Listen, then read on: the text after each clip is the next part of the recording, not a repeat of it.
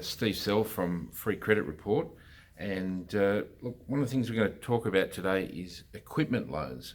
Now, I know people get equipment for all sorts of purposes, I suppose business and personal.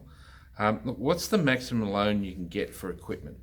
Yeah, but there's no maximum on an equipment loan. It depends on the type of equipment, the person or the company's ability to meet repayments and what they're using the equipment for. So there's no real upper limit on it. We've financed mining equipment, that type of thing. So Okay, so yeah, all right. So that could be a business, or it could be just someone who's just for personal reasons. All right. So look, are there different ways of structuring the loan? I'm not really a finance guru, but I'm just trying to understand how you could do that. There's a lot of different ways of structuring the loan. There's seasonal payments. There's have a balloon or a residual payment. Hang on, what's a balloon or residual payment, Steve? Okay, that's a deferred payment. That's a lump sum that's due at the end of the loan, which can reduce the regular repayments. It also increases the amount of interest payable on the loan, so it can increase your tax deduction. So can you just dumb that down for me? So let's say I borrowed 100,000. Yes. The balloon or residual payment could be 20,000.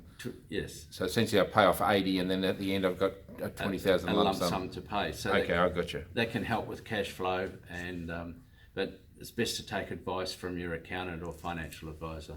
Yeah, because that's going to have tax implications if that equipment's for business, right? Absolutely. Yeah, so if you structure it badly, you can end up not getting a tax deduction. Okay, all right, that makes sense.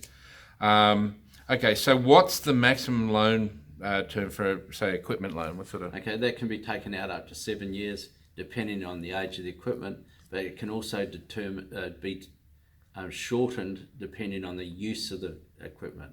Okay, so what I'm hearing you say is, let's say I go and buy a air conditioning widget machine that only lasts 4 years. Yes. Well, I can't get a 7-year loan because it's only got a 4-year life. Is that what you're saying? 4-year lifespan, yeah. Okay. Another example is like a digger that's been used for rock breaking, for example. If it was just digging holes in dirt, you may get up to 7 years, but if it's breaking rocks with the rock breaker, you may get 3 years as a maximum term. Okay, so the useful life of the equipment determines the term of the loan. Right, yes. Okay, I'm with you on that. Now, how much deposit do I need for an equipment loan? Okay, often that is determined by the type of equipment, the age of the equipment, and what it's been used for. Okay, all right. Are there any restrictions on the equipment I can borrow? There is. Specialised equipment, for example, we did a loan for a company that measures metal anomalies down boreholes. Now, it's very specialised equipment. Equipment used radioactive materials, and that was a specialised loan that we had to get for them. So there is restrictions, yes. Okay. So what you're saying is there's a range of loans which you could probably get multiple lenders to give you. Yes. But if it's something very specialised, you might have to go searching and find someone who lends specially for that. Absolutely. Is that what you're saying? Yes. Okay, all right, I'm with you. All right, so look, if I've got an ABN and I'm registered for GST, do I get a better rate?